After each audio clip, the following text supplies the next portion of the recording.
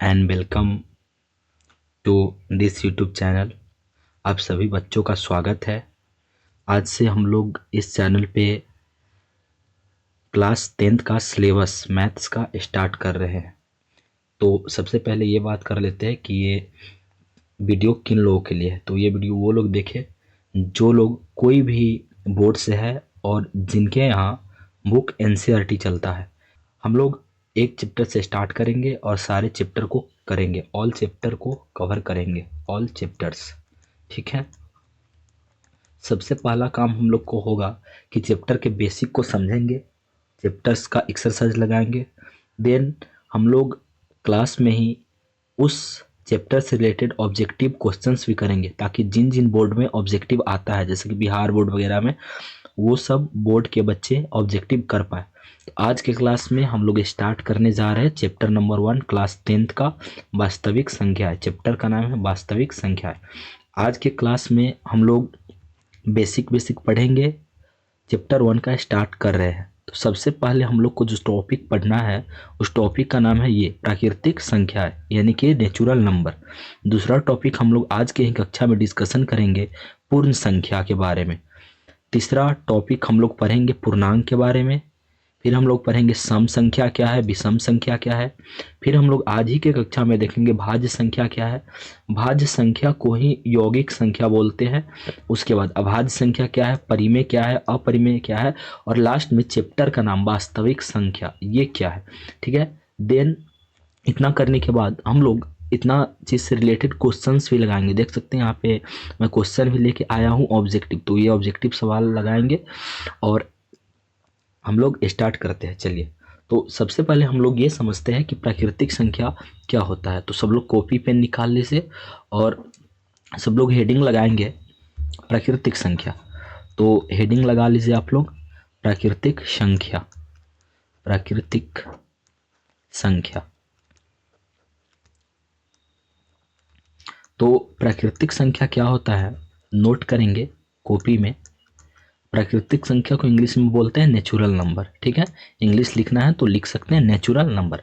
तो प्राकृतिक संख्या किसे कहते हैं, तो लिखेंगे वैसी संख्या जो एक से शुरू होती है और अनंत तक जाती है, उसे प्राकृतिक संख्या कहते हैं। ऐसे भी लिख सकते हैं कि गिनती की संख्या को हम लोग प्राकृतिक संख्या कहते हैं। उदाहरण के लिए एग्जाम्पल के तौर पे गिनती की संख्या कहाँ से स्टार्ट होती है, एक से। तो 1 2 3 4 5 6 ऐसे ये सब संख्या जो अनंत तक जाए सब का सब क्या कहलाती है, प्राकृतिक संख्या। उसके बाद हम लोग जानेंगे कि पूर्ण संख्या क्या होता है। पूर्ण संख्या, तो यदि हम लोग इसका डिफिनीशन आप लोग लिख सकते हैं कॉपी में, हालांकि डिफिनीशन एग्जाम्स में नहीं पूछे जाते, लेकिन चैप्टर को समझने के लिए ये सब जरूरी है। कॉपी में लिखेंगे कि यदि हम लोग प्राकृतिक संख्या में जीरो को शामिल कर दे तो वह पूर्ण संख्या कहलाती है। या आप ऐसे भी लिख सकते हैं कि जीरो से लेके अनंत तक जाने वाली संख्याएं पूर्ण संख्या कहलाती है। तो पूर्ण संख्या स्टार्ट कहाँ से होगा, जीरो से। तो 0 1 2 3 4 ऐसे करके जाते जाएगा अनंत तक। चलिए, अब एक सवाल है, बताएंगे एक क्या है। एक एक इन दोनों में से बताना, एक प्राकृतिक संख्या है, ठीक है, एक पूर्ण संख्या भी है। ठीक है, क्योंकि दोनों में एक आ रहा है, मतलब गिनती की संख्या में एक आ ही रहा है और गिनती के साथ साथ जीरो के बाद भी आ रहा है, इसीलिए एक प्राकृतिक संख्या भी है और एक पूर्ण संख्या भी है। क्वेश्चन है जीरो क्या है, जीरो, तो जीरो एक पूर्ण संख्या है। पूर्ण संख्या को बोलते हैं होल नंबर, यानी जीरो होल नंबर है, लेकिन जीरो प्राकृतिक संख्या नहीं है। तो हम लोगों ने यहाँ पे दो टॉपिक डिस्कशन किया, एक प्राकृतिक संख्या और एक पूर्ण संख्या। तीसरा हम लोग को पढ़ना है पूर्णांक। पूर्णांक हेडिंग लगाएंगे सब लोग, पूर्णांक।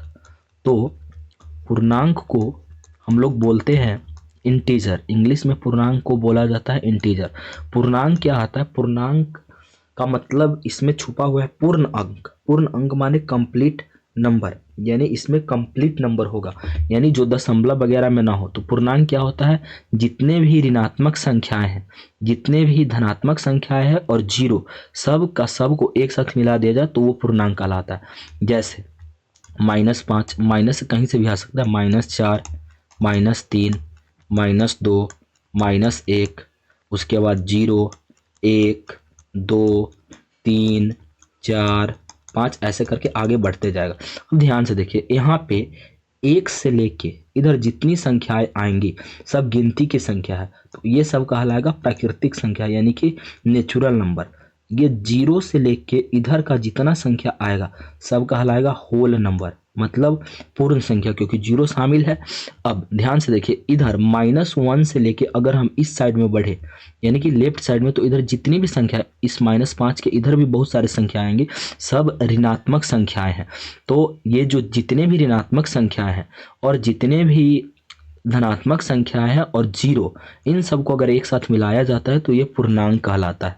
ठीक है, एक बात ध्यान रखेंगे, 0 न तो ऋणात्मक संख्या है न ही धनात्मक संख्या है, यानी 0 के साथ न तो प्लस लेगा न ही माइनस लेगा। ठीक है, 0 न्यूट्रल होता है, उसके साथ न तो प्लस लगता है न तो माइनस। आई होप कि आप लोग को समझ में आ रहा होगा। तो ये सब पूर्णांक है। अब मैं प्रश्न कर रहा हूँ, उसको आप लोग थोड़ा सा समझने का कोशिश कीजिएगा। जैसे हम बात करते 10 पे, तो 10 जो है 10 गिनती की संख्या में आता है, तो क्या 10 नेचुरल नंबर है, प्राकृतिक संख्या है? तो हम लोग बोलेंगे हाँ 10 प्राकृतिक संख्या है। क्या 10 पूर्ण संख्या है? बिल्कुल 10 पूर्ण संख्या भी, क्योंकि ये 0 के बाद आता है, तो ये पूर्ण संख्या भी। क्या 10 एक पूर्णांक है, 10 एक इंटीजर है? हाँ 10 भी एक पूर्णांक है, क्योंकि 10 इसमें आ जाएगा ये धनात्मक संख्या में, यानी कि 10 तीनों संख्या है, नेचुरल नंबर भी है, होल नंबर भी है और इंटीजर भी है। लेकिन अगर 0 का बात किया जाए तो क्या 0 एक प्राकृतिक संख्या है? 0, तो 0 एक प्राकृतिक संख्या नहीं है, क्योंकि गिनती की संख्या में नहीं आता है। 0 होल नंबर है? हाँ है, क्योंकि 0 से ही होल नंबर स्टार्टिंग होता है। क्या 0 एक पूर्णांक है, इंटीजर है?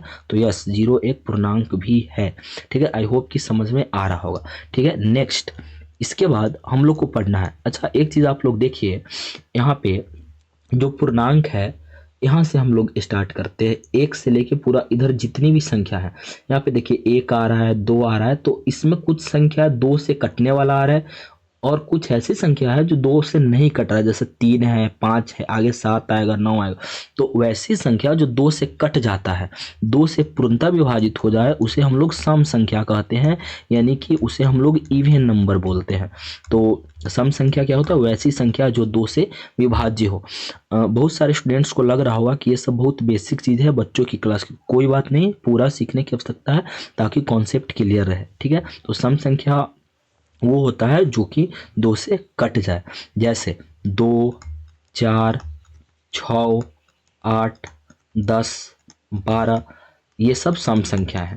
अब एक डिफिनीशन ये है, इसका डिफिनीशन सम संख्या में आप लोग लिख सकते हैं कि वैसी संख्या जो 2 से पूर्णतः विभाजित हो उसे सम संख्या कहते हैं। अच्छा एक डिफिनीशन और हो सकता है कि वैसी संख्या जिसका इकाई अंक माने लास्ट का अंक, अंतिम अंक, यूनिट डिजिट 0, जिसका इकाई अंक, मैं यहाँ पे लिख देता हूँ, अंक जिसका इकाई अंक 0, 2, 4, 6 और 8 हो, वे सारी संख्याएं सम संख्या कहलाएंगी। अगर हम बात करें यहाँ पे, जैसे मान लेते हैं एक संख्या लिखते हैं ये। अब देखिए इस संख्या को अगर हम लोग भाग देंगे 2 से तो बहुत ज़्यादा टाइम लग जाएगा। ठीक है, इसीलिए हम लोग लास्ट में देखेंगे इकाई के अंक स्थान पे 4 है, तो इकाई के स्थान पे 4 है, यानी ये वाला संख्या सम संख्या है। जैसे एक और एग्जांपल लेते हैं, ये वाली संख्या एक इतना बड़ा संख्या है, अगर हम लोग इस संख्या को 2 से डिवाइड करेंगे तो हम लोग को टाइम लगेगा। ठीक है, टाइम लगेगा और तब बता पाएंगे कि सम है या विषम। तो एक काम करते हैं, इसके लास्ट का अंक देखते हैं। लास्ट का अंक है 1, तो क्या इसका सम संख्या का इकाई अंक 1 होता है? नहीं होता, यानी ये वाला संख्या सम संख्या नहीं है। यानी सम संख्या होने के लिए लास्ट का अंक या तो 0 हो, या तो 2 हो, या तो 4 हो, या तो 6 हो, या तो 8 हो। तो वैसी संख्या जिसका अंतिम इकाई अंक 2, 4, 6, 8 और 0 हो, वो सब संख्या क्या कहलाएगी? सम संख्या। और वैसे या इसका एक और डिफिनीशन हो सकता है जो 2 से पूर्णतः विभाजित हो जाए। उसके बाद हम लोग समझेंगे सम संख्या के बाद में विषम संख्या। विषम संख्या को इंग्लिश में हम लोग बोलते हैं ऑड नंबर। तो ऑड नंबर क्या होता है? वैसी संख्या जो 2 से पूर्णतः विभाजित ना हो, यानी जो 2 से ना कटे। अच्छा, और इसका एक और डिफिनीशन हो सकता है कि वैसी संख्या जिसका इकाई अंक, यानी जिसका यूनिट डिजिट, जिसका इकाई अंक 1, 3 या 5 या 7 या 9 हो जाए, वो सारी संख्या विषम संख्या कहलाएगी। एग्जाम्पल के लिए हम लोग देखते हैं, एक एक विषम संख्या है, 3 एक विषम संख्या है, 5 विषम संख्या, क्योंकि 2 से तो कटता नहीं है, 2 से तो विभाज्य ही नहीं होता है, भाग नहीं लगता है। 7 विषम संख्या है, 9 विषम संख्या है। इसी तरह से देखें तो 11 विषम संख्या है, 13 भी विषम संख्या है, 15 विषम संख्या है। ठीक है, अब एग्जाम्पल लेते हैं इसका। जैसे मान लीजिए इतना बड़ा संख्या है एक, ठीक है। अब ये संख्या सम है या विषम ये पता करना है। तो लास्ट का अंक देख रहे हैं, लास्ट में है 3, यानी लास्ट में 3 है, यानी ये संख्या 2 से विभाज्य नहीं होगा, यानी ये संख्या विषम है। ये संख्या क्या है? विषम है। ये संख्या ऑड है, ऑड, क्योंकि लास्ट में 3 है। तो ऐसी संख्या जिसके लास्ट का अंक 1, 3, 5, 7 और 9 हो, उसको हम लोग विषम संख्या कहते हैं। ठीक है, आई होप कि इतना समझ में आया होगा। चलिए अब कुछ सम और विषम के बारे में एक दो एक्स्ट्रा पॉइंट हम लोग जान लेते हैं। तो नीचे देखेंगे, हम बता रहे हैं यहाँ से, तो ध्यान से देखेंगे सम संख्या के बारे में कुछ इंपॉर्टेंट पॉइंट्स। देखिए एग्जाम में आएगा कि प्रत्येक धनात्मक पूर्णांक p के लिए या m के लिए सम संख्या का रूप क्या होता है। तो हम लोग बोलेंगे सम संख्या का रूप होता है p के लिए 2p, या अगर m के लिए बोले तो 2m, p के लिए बोले तो 2p। यानी क्वेश्चन में कहने का मतलब यह है कि m के स्थान पे हम लोग कुछ भी रखते जाएंगे वो हमेशा एक इवन नंबर देगा। जैसे देखिए m की जगह पे 1 रखेंगे तो 2 का 1 में गुना करेंगे तो 2 का, इधर हम बता रहे एक सेकेंड वेट, जैसे यहाँ पे m की जगह पे 1 रखेंगे तो 2 से 1 में गुना करेंगे तो 2 आएगा, एक सम संख्या है। अच्छा अगर m की जगह पे 2 रखेंगे तो 2 दूना 4, तो 4 आया, यानी ये भी सम। अगर m की जगह पे हम 3 रखें, यानी m की जगह पे नेचुरल नंबर रखते जाते हैं तो वैल्यू जो है वो एक सम संख्या आता है। 3 रखेंगे तो 6, यानी m की जगह पे जैसे मान लीजिए 4 रखते हैं तो 4 रखेंगे तो 4 दूना 8, अगर 5 रखेंगे तो 5 दूना 10, यानी m की जगह पे हम लोग कुछ भी पुट करते जाएंगे उसका आंसर हमेशा सम संख्या आएगा। यानी एग्जाम में क्वेश्चन आएगा कि इसमें से सम पूर्णांक कौन है, तो हम लोग टिक करेंगे 2p, 2m, या हो सकता है कि 2p ऑप्शन हो, यानी 2 के साथ कुछ ना कुछ लगा हुआ रहेगा, या इसको हम लोग ऑप्शन टेस्ट से भी कर सकते हैं। जब क्वेश्चन आएगा तो वहां पे मैं आप लोगों को बता दूंगा। तो आप लोग नोट्स में लिख सकते हैं कि प्रत्येक सम पूर्णांक का रूप 2m या 2p के रूप का होता है। ठीक है, इसी तरह से विषम पूर्णांक, नोट्स बनाते चलिए ताकि आपको कोई परेशानी ना आए। विषम पूर्णांक, तो विषम पूर्णांक जो होता है, प्रत्येक विषम पूर्णांक वो 2m प्लस माइनस 1 के रूप का होता है। यानी 2m प्लस 1 के रूप का भी हो सकता है और 2m माइनस 1 के रूप का भी हो सकता है। आप यहाँ पे m का मान रखते जाइए, हमेशा विषम आएगा। जैसे मैं यहाँ पे रख के दिखा रहा हूँ, जैसे 2m प्लस 1 को लेते हैं तो अगर m के जगह पे हम 1 रखते हैं तो ध्यान से देखिए 2 का 1 में गुना होगा 2, और 2 में 1 जोड़ देंगे तो 2 और 1 3। इसी तरह से m की जगह पे अगर 2 रखेंगे तो 2 दूना 4, 4 में 1 जोड़ेंगे 5, अगर m की जगह पे 3 रखेंगे तो 3 दूना 6, 6 में 1 जोड़ेंगे 7। यानी कि हम लोग m का मान रखते जा रहे हैं और यहाँ से संख्या निकलते जा रहा है। तो जो संख्या निकल रहा है ये सब संख्या कैसा है? विषम। यानी विषम संख्या का रूप कैसा होता है? 2m प्लस 1, या हम लोग ये भी बोल सकते हैं कि 2m माइनस 1 के रूप का होता है, जबकि सम संख्या का रूप 2m या 2p के रूप का होता है। आई होप कि इतना तक आप लोग को समझ में आया होगा। तो हम लोग अभी तक डिस्कशन कर लिए प्राकृतिक संख्या, पूर्ण संख्या, पूर्णांक, सम संख्या और विषम संख्या। ठीक है, आगे हम लोग पढ़ेंगे अभी भाज्य संख्या, जो कि बहुत ज्यादा इंपॉर्टेंट है। भाज्य संख्या को ही हम लोग यौगिक संख्या कहते हैं। तो ध्यान से देखेंगे, भाज्य संख्या यानी कि यौगिक संख्या। तो आप लोग हेडिंग डाल लेंगे भाज्य संख्या या यौगिक संख्या। अगर आप लोगों को वीडियो में जो आवाज़ है उसका स्पीड ज़्यादा लग रहा है तो वीडियो को आप स्लो कर लेंगे, अगर स्पीड कम लग रहा है तो वीडियो को और स्पीड भी कर सकते हैं। ठीक है, आपके ऊपर डिपेंड करता है। ठीक है, तो अभी हम लोग पढ़ लेते हैं भाज्य संख्या। तो सभी लोग अपने नोटबुक में हेडिंग लगा लेंगे भाज्य संख्या, भाज्य संख्या, भाज्य संख्या। देखिए भाज्य संख्या का डिफिनीशन लिखेंगे, वैसी संख्या जो एक और स्वयं, वैसी संख्या, मैं भी लिख देता हूं आप लोग भी नोट कीजिए कॉपी में, वैसी संख्या जो एक एवं स्वयं के अलावा, एक एवं स्वयं के अलावा किसी अन्य संख्या से विभाजित हो जाए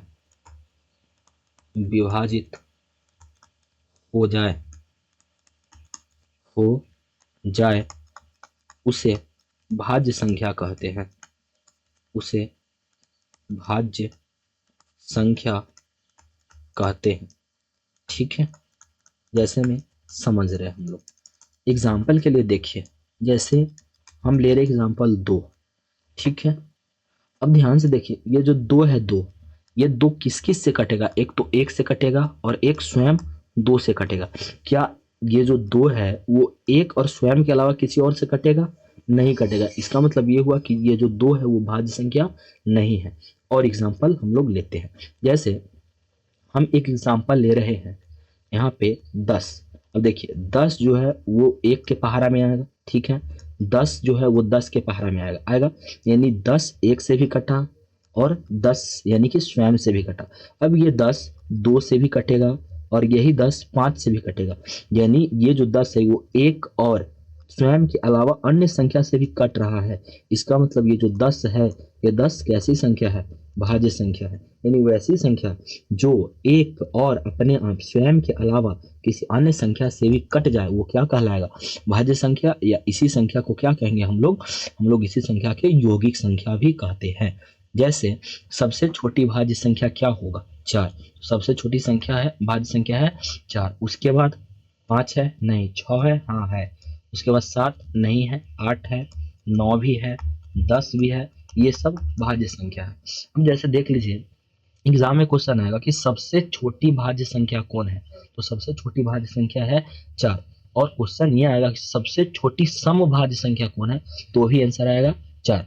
अब क्वेश्चन आगे सुनिए, सबसे छोटी विषम भाज्य संख्या। तो सबसे छोटी विषम भाज्य संख्या कौन है? 9। विषम भी होना चाहिए और भाज्य भी होना चाहिए। तो सबसे छोटी विषम भाज्य संख्या है 9। तो यहाँ पे कुछ पॉइंट्स नोट करेंगे। सबसे पहला पॉइंट, सबसे छोटी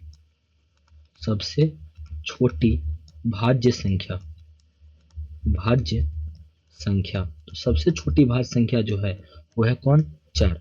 अच्छा, सबसे छोटी अगर समभाज्य संख्या भी पूछे, समभाज्य संख्या यानी सबसे छोटी समभाज्य संख्या कौन है? तो भी आंसर क्या होगा? 4। अच्छा, सबसे छोटी विषम भाज्य संख्या, सबसे छोटी विषम भाज्य संख्या, तो आंसर क्या हो जाएगा? 9। ठीक है, नेक्स्ट। अच्छा, भाज्य संख्या का एक और डिफिनीशन होता है कि वो ऐसी संख्या जिसके 2 से ज़्यादा फैक्टर होते हैं, मतलब जिसके 2 से ज़्यादा गुणनखंड होते हैं। गुणनखंड क्या होता है, इसके बारे में हम लोग पढ़ेंगे इसी अध्याय में। ठीक है, जैसे एग्जाम्पल देखिए, ये 4 है, 4। तो 4 का अगर गुणनखंड करेंगे, या इसको हम नहीं लेते, किसी और एग्जाम्पल, जैसे मान लेते हैं 20 लेते हैं 20। तो 20 का हम लोग गुणनखंड करेंगे तो ये आएगा 2 गुने 2 गुने 5। ठीक है, तो देखिए इसमें इसका गुणनखंड 2 से अधिक है, 1 2 3, मतलब 3 गुणनखंड है। यानी वैसी संख्या जिसका 2 से अधिक गुणनखंड हो जाए वो भाज्य संख्या होता है। फिर से हम लोग इस वाले बात पे फिर चर्चा करेंगे आगे के जो भी एक्सरसाइज होगा उसमें। ठीक है, चलिए, तो आई होप कि भाज्य संख्या समझ में आया होगा। नेक्स्ट हेडिंग लगाएंगे अभाज्य संख्या। अभाज्य संख्या। तो अभाज्य संख्या में लिखना है, लिखेंगे डिफिनीशन, आप लोग लिखिए खुद से, हम बोल रहे हैं आप लोग लिखिए नोटबुक में। वैसी संख्या जो एक एवं स्वयं के अलावा किसी अन्य संख्या से विभाजित नहीं हो उसे अभाज्य संख्या कहते हैं। क्या लिखेंगे? वैसी संख्या जो एक और स्वयं के अलावा किसी अन्य संख्या से विभाजित न हो उसे अभाज्य संख्या कहते हैं। जैसे एग्जाम्पल के लिए लेते हैं 2। तो 2 जो है वो 1 से विभाजित होगा और 2 खुद से विभाजित होगा। क्या 2 1 और स्वयं के अलावा किसी और से विभाजित होगा? नहीं, यानी कि ये जो 2 है, ये 2 अभाज्य संख्या है। इसी तरह से 3 का बात करते हैं तो 3 भी अभाज्य संख्या है। 5 7, अच्छा 9 अभाज्य संख्या नहीं है, क्योंकि 9 1 और 9 के अलावा 3 से यानी अन्य संख्या से भी कट जाएगा, इसीलिए 9 एक भाज्य संख्या है। आगे हम लोग डिस्कशन करेंगे जैसे 11, 13, उसके बाद 17, 19। तो ये सब जितने भी संख्याएं हैं ये सब अभाज्य संख्या है। यानी अभाज्य संख्या वैसी संख्या होती है जो एक और स्वयं के अलावा किसी और संख्या से नहीं कटता है, तो ये सब अभाज्य संख्या। अब क्वेश्चन आएगा कि सबसे छोटी अभाज्य संख्या कौन है, तो नोट बना के लिख लेंगे नीचे में कि सबसे छोटी अभाज्य संख्या 2 है। उसके बाद सबसे छोटी सम अभाज्य संख्या कौन है, तो वो भी 2 ही है। उसके बाद सबसे छोटी विषम अभाज्य संख्या 3। ठीक है, इतना आप लोग नोट कर लीजिए। तो हम लोग यहाँ तक पढ़ चुके हैं भाज्य संख्या और अभाज्य संख्या तक। अब आगे हम लोग पढ़ेंगे परिमेय संख्या के बारे में, अपरिमेय संख्या के बारे में एंड लास्ट में वास्तविक संख्या के बारे में। तो आगे आप लोग हेडिंग लगाएंगे, अब न्यू हेडिंग परिमेय संख्या, नया हेडिंग लगाइए परिमेय संख्या। परिमेय संख्या को हम लोग इंग्लिश में बोलते हैं रेशनल नंबर। परिमेय संख्या इसको इंग्लिश में बोला जाता है रेशनल नंबर, रेशनल नंबर। परिमेय संख्या को बोलते हैं रेशनल नंबर। तो परिमेय संख्या का डिफिनीशन लिखेंगे, वैसी संख्या, सब लोग लिखेंगे कॉपी में, वैसी संख्या जिसको हम लोग पी वाई क्यू के रूप में व्यक्त कर सकते हैं उसे परिमेय संख्या कहते हैं। जहां जहां पी तथा क्यू दोनों एक पूर्णांक होना चाहिए। पूर्णांक माने एक कंप्लीट नंबर होना चाहिए, दशमलव वगैरह में नहीं होना चाहिए। तो जहां पी और क्यू पूर्णांक हो तथा क्यू का मान जो है वो 0 नहीं होना चाहिए, उसको हम लोग क्या कहते हैं, परिमेय संख्या। जैसे हम एक एग्जांपल ले रहे हैं 2/3। देखिए 2 भी एक पूर्णांक है, 3 भी एक पूर्णांक है, पी वाई क्यू के रूप में है, यानी 2/3 एक परिमेय संख्या है। इसी तरह से 3/4 देखिए पी वाई क्यू के रूप में है, यानी ये भी परिमेय संख्या, और दोनों पी और क्यू दोनों एक पूर्णांक है, इंटीजर है। अच्छा, एक एग्जांपल लेते हैं 1। तो 1 भी परिमेय संख्या है, क्योंकि 1 को हम लोग लिख सकते हैं 1 और बटा में 1, पी वाई क्यू के रूप में हो गया, प्लस में पी और क्यू दोनों एक पूर्णांक। जैसे 3 भी एक परिमेय संख्या है, क्योंकि 3 को लिख सकते हैं 3 बटा में 1, 3 भी एक पूर्णांक है, 1 भी एक पूर्णांक है, यानी दोनों पूर्णांक है, तो 3 एक परिमेय संख्या। अच्छा, जैसे हम लिख रहे हैं 4/0, क्या 4/0 एक परिमेय संख्या है, तो नहीं होगा, क्योंकि नीचे q का रूप 0 हो गया, 0 नहीं होना चाहिए नीचे, ऊपर 0 होगा तो चलेगा। जैसे हम लिखते हैं 0, तो 0 एक परिमेय संख्या है, क्योंकि 0 को हम लोग लिख सकते हैं 0/1, यानी नीचे में पी वाई क्यू 0 भी एक पूर्णांक है, 1 भी एक पूर्णांक है, नीचे में 0 नहीं आना चाहिए, ऊपर में आ सकता है। तो ये सब है परिमेय संख्या। चलिए दूसरा देखेंगे हम लोग, परिमेय संख्या वही होगा जिसका वर्गमूल और घनमूल निकल जाए, यानी वैसी संख्या जिसका वर्गमूल निकल जाए, जिसका घनमूल निकल जाए, और जिसका वर्गमूल घनमूल नहीं निकल पाएगा वो संख्या परिमेय संख्या नहीं होगा। जैसे देखिए √16, तो 16 का वर्गमूल निकलेगा कितना, 4, क्या, यानी कि √16 परिमेय संख्या। अब √7, तो √7, 7 का वर्गमूल निकलेगा नहीं, इसीलिए 7 परिमेय संख्या नहीं है। जैसे 24 है, 24 का वर्गमूल पूर्ण वर्ग संख्या नहीं निकलेगा, एक परफेक्ट नंबर नहीं निकलेगा 24 का वर्गमूल, तो 24 परिमेय संख्या नहीं है। जैसे 36, √36 का वर्गमूल निकल जाएगा कितना, 6, यानी 36 एक परिमेय संख्या, यानी जिसका वर्गमूल निकल जाएगा वो परिमेय संख्या, जिसका वर्गमूल नहीं निकल पाएगा वो अपरिमेय संख्या। यानी वैसी संख्या जिसको पी वाई क्यू के रूप में लिख सकते हैं उसको हम लोग क्या बोलते हैं, परिमेय संख्या। कंडीशन क्या है परिमेय होने के लिए, कि पी भी पूर्णांक होना चाहिए, क्यू भी पूर्णांक होना चाहिए, और क्यू यानी नीचे वाला जो वैल्यू है ये 0 नहीं होना चाहिए। नेक्स्ट हेडिंग आप लोग लगाइए अपरिमेय संख्या। तो लिखेंगे वैसी संख्या, पहले लिखिए हेडिंग लगाइए अपरिमेय संख्या, अपरिमेय संख्या, अपरिमेय संख्या। लिखेंगे वैसी संख्या, वैसी संख्या जिसे हम पी वाई क्यू के रूप में व्यक्त नहीं कर सकते हैं उसे अपरिमेय संख्या कहते हैं। अब ध्यान से देखिए, पी वाई क्यू के रूप में व्यक्त नहीं कर सकते, यानी जितने संख्या, वैसी संख्या जो रूट में है जिसका वर्गमूल नहीं निकलता है।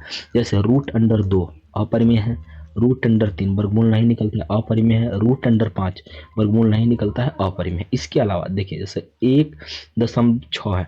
अच्छा, 1.6 को हम लोग ऐसे लिख सकते हैं 16/10, क्योंकि दशमलव घटता है तो नीचे में 10 आएगा, यानी ये पी वाई क्यू के रूप में लिख दिए, यानी 1.6 क्या है, परिमेय है, क्योंकि परिमेय है इसीलिए इसको हम लोग पी वाई क्यू के रूप में लिख पाए। लेकिन ये सब जो संख्या है, ये सब जो संख्या है, ये सब अपरिमेय संख्या। तो कोई बच्चा बोलेगा सर रूट अंडर 2 को हम लोग रूट अंडर 2/1 भी तो लिख दे, ये भी तो परिमेय होना चाहिए क्योंकि बटा है। हमने परिमेय संख्या के डिफिनेशन में ये कहा है कि P और Q दोनों संख्या पूर्णांक होना चाहिए। क्या रूट अंडर 2 एक पूर्णांक है? नहीं है। रूट अंडर 2 एक पूर्णांक संख्या नहीं है, इसलिए रूट अंडर 2 परिमेय नहीं है, रूट अंडर 2 अपरिमेय है, रूट अंडर 3 अपरिमेय, रूट अंडर 5 अपरिमेय। अब जिसका वर्गमूल ना निकले वो अपरिमेय। अब देखिए जैसे 2.33333 ऐसा संख्या बार बार आते जाएगा, तो ये संख्या बार बार आ रहा है, बार बार एक ही संख्या रिपीट हो रहा है 3 3, यानी वो संख्या जो बार बार रिपीट हो दशमलव के बाद वो भी परिमेय ही होता है। तो 2.33 संख्या भी परिमेय ही होगा। लेकिन ऐसा रहता 2.311131113111 यानी ये बार बार रिपीट नहीं हो रहा है। यहाँ पे एक बार आया, फिर 2 बार आया, फिर 3 बार, मतलब ये संख्या जैसे 3 एक यहाँ है तो 3 एक फिर से आना चाहिए, फिर से 3 एक आना चाहिए, लेकिन ऐसा नहीं आ रहा है, इसलिए ये संख्या क्या है? अपरिमेय संख्या। तो आई होप कि यहाँ तक आप लोगों को समझ में आया होगा। अब हम लोग डिस्कशन करते हैं पाई। देखिए पाई जो है, पाई एक अपरिमेय संख्या, याद रखेंगे पाई क्या है? अपरिमेय संख्या। और पाई का जो मान होता है, पाई का मान होता है 22/7। ये मान लगभग होता है, यानी लगभग होता है 22/7, या इसी को हम लोग लिखते हैं लगभग 3.1415, ये आगे तक आते जाएगा। इसीलिए पाई एक अपरिमेय संख्या है। अगर क्वेश्चन आएगा 22/7 क्या है, तो 22/7 परिमेय है। पाई अपरिमेय, 22/7 परिमेय। लेकिन 22/7 पाई का मान नहीं होता है, लगभग में 22/7 होता है, इसलिए पाई क्या है? अपरिमेय संख्या। ठीक है, आई होप यहाँ तक समझ में आया होगा। आगे हम लोग देखते हैं वास्तविक संख्या के बारे में। तो आप लोग हेडिंग लगाएंगे वास्तविक संख्या, तो न्यू हेडिंग लगाइए आप लोग वास्तविक संख्या। तो हम लोग हेडिंग लगाएंगे वास्तविक संख्या, तो हेडिंग लगाना है वास्तविक संख्या। तो लिखेंगे परिमेय संख्या और अपरिमेय संख्या के, लिखेंगे परिमेय संख्या और अपरिमेय संख्या के, और अपरिमेय संख्या के मिश्रण को वास्तविक संख्या कहते हैं। यानी जिसमें परिमेय आएगा वो भी वास्तविक, जिसमें अपरिमेय आएगा वो भी वास्तविक, और जिसमें परिमेय और अपरिमेय दोनों आ जाए वो भी वास्तविक। जैसे दो एक परिमेय संख्या है तो 2 वास्तविक भी है। जैसे रूट अंडर 3 एक अपरिमेय संख्या है, तो अपरिमेय संख्या है फिर भी वास्तविक है। अगर इन दोनों को एक साथ जोड़ दे, 2 + √3, ये भी अपरिमेय संख्या है, ये भी वास्तविक संख्या है। अगर 2 में से √3 को ऐसे माइनस कर दे तो भी ये वास्तविक संख्या है, क्योंकि इसमें परिमेय भी आ रहा है अपरिमेय भी आ रहा है। अच्छा, अगर परिमेय अकेले आ जैसे 8 तो भी ये वास्तविक है। अच्छा, रूट अंडर 8 अपरिमेय है तो भी वास्तविक है। मतलब दुनिया का कोई भी संख्या जो परिमेय हो या अपरिमेय हो, सब क्या कहलाएगा? सब कहलाएगा वास्तविक संख्या। जैसे 8√3, 8 परिमेय संख्या है, रूट अंडर 3 अपरिमेय, दोनों एक साथ आ गया तो वास्तविक है। 8 अकेला वास्तविक है, √3 अकेला वास्तविक है, और 8√3 दोनों एक साथ आ गया तो भी वास्तविक है। ठीक है, आई होप कि यहाँ तक समझ में आया होगा। इसके आगे का हम लोग कॉन्सेप्ट पढ़ेंगे नेक्स्ट क्लास में। अब हम लोग जितना पढ़े हैं उसका क्वेश्चंस लगा लेते हैं। तो ऑब्जेक्टिव सवाल है, सब लोग ध्यान से देखेंगे, यहाँ पे हम बता रहे हैं। सबसे पहला क्वेश्चन है कि किसी पूर्णांक p के लिए प्रत्येक सम पूर्णांक का रूप होता है। तो ये आज की क्लास में हम लोगों ने इसको पढ़ा है। तो सम का रूप कौन सा होता है? आंसर क्या होगा? 2p, यानी p के लिए बोला है तो आंसर होगा 2p। अब आप लोग क्या करें, p का मान सब में पुट करके, जैसे यहाँ पे पुट कीजिए ऑप्शन नंबर ए में। अगर 1 पुट करेंगे तो 2 एकम 2 और 1 3 आएगा। तो 3 तो विषम संख्या, हमको किस चीज के बारे में बताना है? सम संख्या के बारे में। तो ये संख्या होगा नहीं, ये गलत है ऑप्शन। p यहाँ पे 1 पुट करेंगे तो विषम, 3 पुट करेंगे विषम, यानी विषम और सम दोनों आ जाएगा। इसमें अगर हम लोग वैल्यू पुट करें, जैसे मान लीजिए 1 पुट कीजिएगा तो 1 और 1 2, तो 2 सम है। अगर 2 पुट कीजिएगा तो 2 और 1 3 विषम है, यानी कभी सम कभी विषम आ रहा है, यानी ये भी ऑप्शन नहीं होगा, यानी ऑप्शन नंबर डी। p के जगह पे कुछ भी पुट कीजिए हमेशा सम ही आएगा। जैसे 10 पुट कीजिए तो भी 10 दूना 20, अगर कुछ भी जैसे 9 पुट कर रहे हैं तो 9 दूना 18, यानी हमेशा p का मान रखने पे यहाँ पे क्या आ रहा है? सम संख्या आ रहा है, इसलिए इसका answer option number D correct है। नेक्स्ट क्वेश्चन, सबसे छोटी प्राकृतिक संख्या है कौन है? सबसे, यानी सबसे छोटी प्राकृतिक संख्या 1 है। अगर बोलता सबसे छोटी पूर्ण संख्या कौन है तो 0 है, ठीक है। लेकिन प्राकृतिक संख्या बोला है 1 से स्टार्ट होता है, तो सबसे छोटी प्राकृतिक संख्या कौन है 1। अच्छा ये -1 क्या है, तो ये तो ऋणात्मक संख्या है। नेक्स्ट क्वेश्चन, किसी पूर्णांक p के लिए प्रत्येक विषम पूर्णांक का रूप कैसा होता है। तो आज ही की क्लास में हम लोग पढ़े हैं विषम पूर्णांक का रूप होता है 2m+1 या 2m-1। ऑप्शन में है 2p+1, तो हम लोग यही वाला करेक्ट मतलब टिक करेंगे। अब इस वाले ऑप्शन में एक सेकेंड वेट करेंगे, यहाँ पे था ऑप्शन 2p+1। अब इसमें आप वैल्यू पुट करके देखिए p का, हमेशा ये विषम ही आएगा। जैसे वीडियो रोकिए और p का वैल्यू बार बार रख के देखिए, ये हमेशा विषम आएगा, ठीक है। नेक्स्ट, अब हम लोग आगे देखेंगे क्वेश्चन नंबर 4 से। 4 में बोला है इनमें से कौन अपरिमेय संख्या। अपरिमेय संख्या क्या होता है, वैसी संख्या जिसका वर्गमूल नहीं निकले, मतलब जिसको पी वाई क्यू के रूप में नहीं लिख सकते। तो 3 तो है परिमेय, तो ये होगा नहीं। 16 का वर्गमूल निकल जाएगा 4, ये भी नहीं होगा।